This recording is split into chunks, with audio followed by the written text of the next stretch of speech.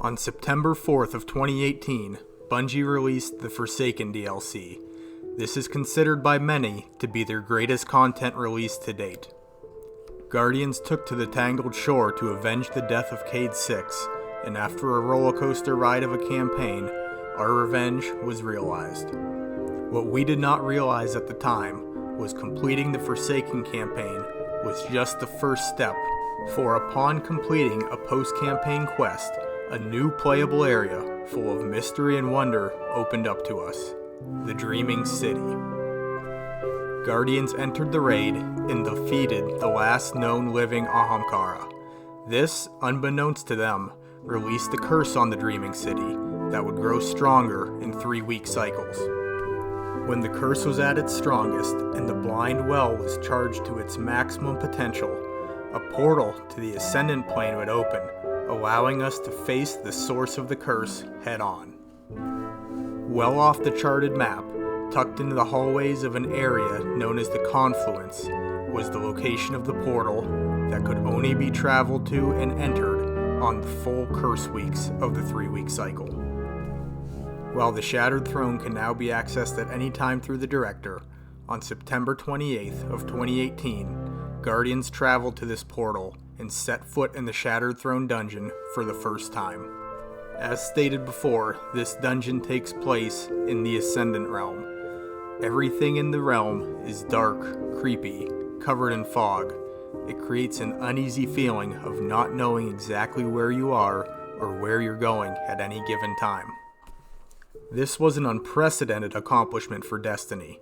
Never before had so much care or resources or time been delegated to any activity outside of the raids. But now, for the first time, a 3-man fire team could experience the challenging mechanics, epic boss fights, and vast, beautiful areas that to this point were only reserved for endgame 6-man pinnacle activities. While the dungeon did not require the precise coordination and tactics asked for in raids, it was a solid challenge on release.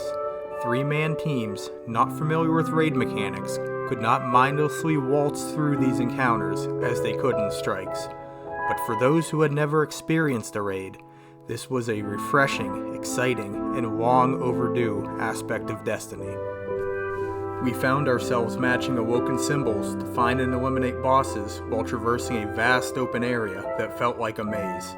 We tiptoed across narrow beams with the imminent threat of an ogre eye blast knocking us to our death. We were swarmed by Thrall while our light was depleted, and then asked to complete an ogre boss fight with minimal cover and no place to hide.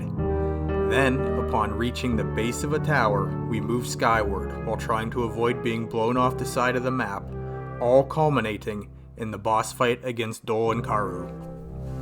While all of the encounters were challenging and exciting, my favorite part of the dungeon was stopping, peering into the fog, and seeing the structures in the distance that you had already passed through, or structures that still await you in your journey through the Shattered Throne.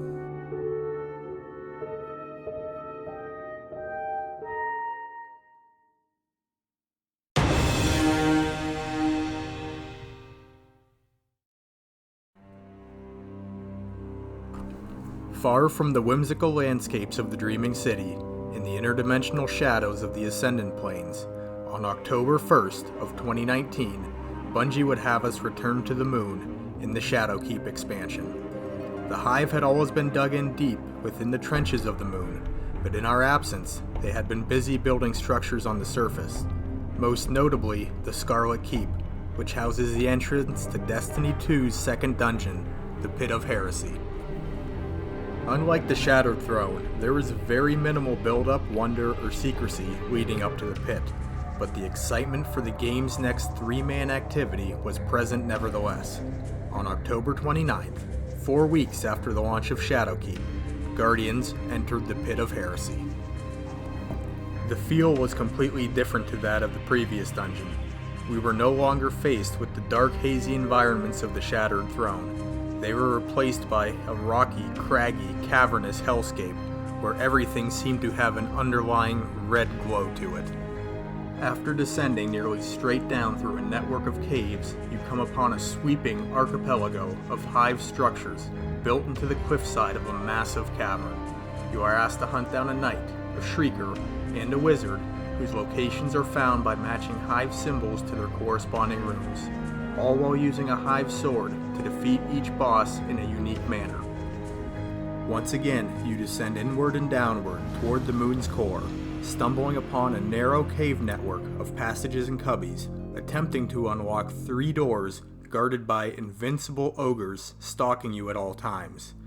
Here it becomes apparent that secrecy and trickery was not the stance of the raid.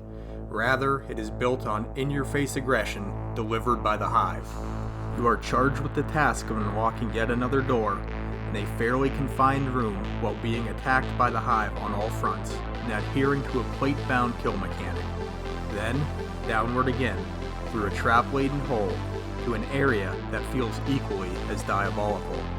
Hive lanterns swing from chains, and spike-embedded rollers twirl around the play space as you make your way through the area, hunting down Hive wizards.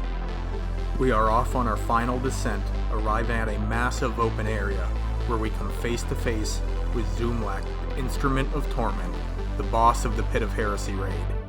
In this area, you will find a clever mashup of all the mechanics used thus far in the dungeon. While a little patience and maneuvering is required, Zoomlac will eventually fall to your hand, and the Pit of Heresy dungeon will be complete.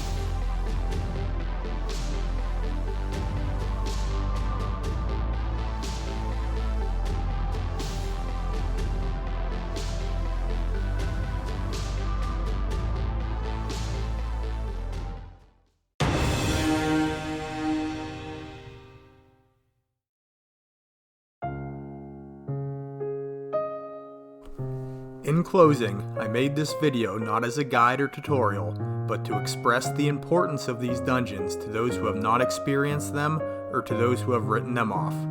These pieces of content are beautifully designed and masterfully executed, and their importance to casual players or players with limited friends lists cannot be overstated.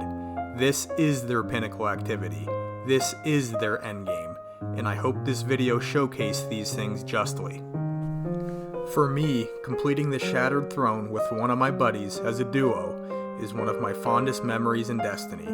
It's one of the few activities in Destiny that I tend to visit over and over just because I truly enjoy the play space and environment, and to affect me in such a way tells me that this is truly something special. If you enjoyed the video, please remember to like and subscribe. This was my most ambitious and time-consuming project to date. By viewing, liking, and subscribing, you really let me know you appreciate my work. If you'd like to catch me live, I am on Twitch, usually weekend evenings. You can come interact with me there.